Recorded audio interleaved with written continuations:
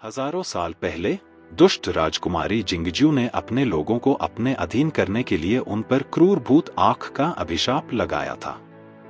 यह अभिशाप 40 वर्ष की आयु में पीड़ित व्यक्ति को मार देगा। इससे भी क्रूर यह था कि यह अभिशाप एक पीढ़ी से दूसरी पीढ़ी तक चला जाएगा। अभिशाप को हटाने का एकमात्र तरीका ड्रैगन बोन सेलेस्टियल टोम और म्यू चेन ऑर्ब को पुनः प्राप्त करना और साथ लाना है। पूर्व को पिछले साहसिक कार्य में पुनः प्राप्त किया गया था, लेकिन म्यू चेन ऑर्ब अभी भी पाया जाना बाकी है। ड्रैगन बोन सेलेस्टियल टोम पर अधिकांश प्राचीन पाठ का अनुवाद करने के बाद हु बेई और प्रोफेसर सन यह निर्धारित करते हैं कि म्यू चेन ऑर्ब यूनान प्रांत में प्राचीन लोंगफेंग पहाड़ों में सम्राट जियान के मकबरे में स्थित है। बेई, प्रोफेसर सन और शर्ली यांग ड्रैगन बोन सेलेस्टियल टोम के अंतिम वाक्य के अनुवाद के लिए चेन युकोउ से मिलने जाते हैं, लेकिन चेन आधे पागल और आधे पछतावे में डूबा हुआ है और उन्हें कभी भी उसकी आंखों में न देखने की चेतावनी देने के अलावा कुछ मदद नहीं करता। बेई, शर्ली, प्रोफेसर सन, झोउ लिंगलोंग, वांग कैक्सवान उपनाम फैटी और जिन्या उपनाम गोल्ड टूथ यूनान प्रांत की यात्रा करते हैं।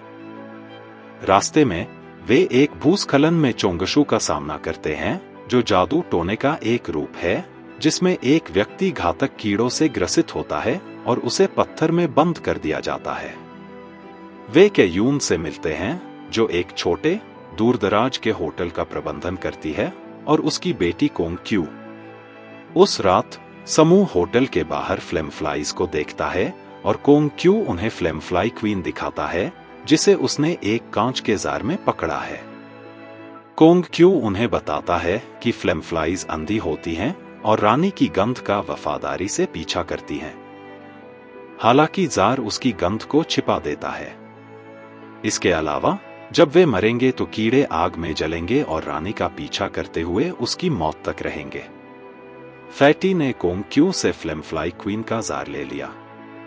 अगले दिन कोंग क्यू समूह को वर्म वैली की ओर जाने वाले गुप्त भूमिगत जलमार्ग पर ले जाता है। कोंग क्यू उन्हें चेतावनी देता है कि रात में घाटी जहरीली गैस से भर जाएगी और उन्हें जीवित रहने के लिए फ्लोटिंग आइलैंड तक पहुंचना होगा। समूह जल्द ही मांसाहारी मछलियों के एक समूह के साथ साथ गुफा की छत से लटके चोंगशु से निकलने वाले घातक कीड़ों का सामना करता है। समूह वर्म वैली तक पहुंच जाता है, लेकिन अब उन्हें विशाल बख्तरबंद चिपकलियों से जूझना होगा। चिपकलियों और समय दोनों के खिलाफ संघर्ष के बाद समूह फ्लोटिंग आइलैंड की सुरक्षा में पहुंच जाता है। वहां समूह आराम करने और स्वस्थ होने के लिए समय निकालता है। वे अगले दिन निकल पड़ते हैं और खोपड़ी के फूलों के क्षेत्र को पार करते हैं और अंततः नदी के किनारे एक कब्रिस्तान में पहुंच जाते हैं। कब्रिस्तान की रखवाली हुओ कबीले के डेथलेस क्रैब द्वारा की जाती है।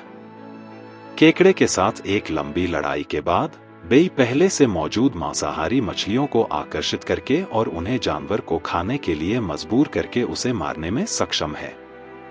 हालांकि यह पता चलता है कि लिंगलोंग लड़ाई के दौरान घातक रूप से घायल हो गई थी और वह अपने दोस्तों से घिरी हुई मर जाती है। वे उसके शरीर को एक खाली ताबूत में रखते हैं और उसे नदी में छोड़ देते हैं, जहां वह अंततः उसी स्थान पर बह जाएगा जहां वे मूल रूप से प्रवेश करते हैं। प्रोफेसर सन समूह को वापस लौटने के लिए मनाने की कोशिश करता है, जब तक वे अभी भी कर सकते हैं। लेकिन बेई अभिशाप को समाप्त करने के लिए दृढ़ है और उन्हें जारी रखने का आग्रह करती है। प्रोफेसर सन अकेले घर लौटने के लिए आंसुओं में चले जाते हैं। बेई, शर्ली, फैटी और गोल्ड टूथ बोन लैडर पर चढ़ते हैं और गोल्डन पैलेस पहुंचते हैं, जहां सम्राट जियांग का मकबरा पाया जाता है। फिर समूह म्यू चेन ऑर्ब तक पहुंचने के लिए राक्षसी बिच्छुओं के झुंड से लड़ता है। जब बेई ऑर्ब को पकड़ती है तो महल की घंटियां बजने लगती हैं और बिच्छू अचानक भाग जाते हैं। घंटियां समूह को भ्रमित करना शुरू कर देती हैं और मकबरे के पीछे का पहाड़ टूटकर सांप राजा को प्रकट करता है।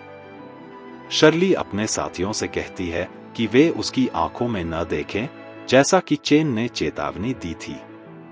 अब उन्हें या तो सांप राजा के सामने झुकना होगा या युद्ध में उसका सामना करना होगा। बेई विद्रोही बन जाता है और एक बार फिर अपने दोस्तों से उसके साथ लड़ने का आग्रह करता है। बेई फैटी के कब्जे में मौजूद फ्लेमफ्लाई क्वीन का उपयोग करके सांप राजा को नष्ट करने की योजना बनाता है। हालांकि लड़ाई के दौरान जार नष्ट हो जाता है, जिससे रानी मुक्त हो जाती है और अन्य फ्लेमफ्लाई उसकी ओर खिंच आती है। जैसे ही फ्लेमफ्लाई क्वीन उड़ने लगती है, उसे प्रोफेसर सन पकड़ लेता है, जो वापस आ गया था। जैसे ही प्रोफेसर सन फ्लेमफ्लाई क्वीन द्वारा धीरे धीरे जलाया जाता है, वह सांप राजा की ओर भागता है और उसके मुंह में घुस जाता है और उसके पीछे फ्लेमफ्लाई उड़ती हुई आती है, जिससे सांप राजा अंदर से जल जाता है। मरता हुआ सांप राजा अपने पीछे के पहाड़ को नष्ट कर देता है और उसके पीछे पानी छोड़ देता है। बेई, शर्ली, फैटी और गोल्ड टूथ प्रोफेसर की मौत पर शोक मनाते हैं और भाग जाते हैं। समूह लिंगलोंग के शरीर को वापस ले आता है और घर लौटता है। अपने साथियों को अंतिम श्रद्धांजलि देने के बाद वे ड्रैगन बोन सेलेस्टियल टोम और म्यू चेन ऑर्ब को साथ लाते हैं। लेकिन अभिशाप हटने के बजाय यह उन्हें उनके अगले साहसिक कार्य की ओर ले जाता है। जाते जाते हमारे चैनल को सब्सक्राइब करना न भूलें।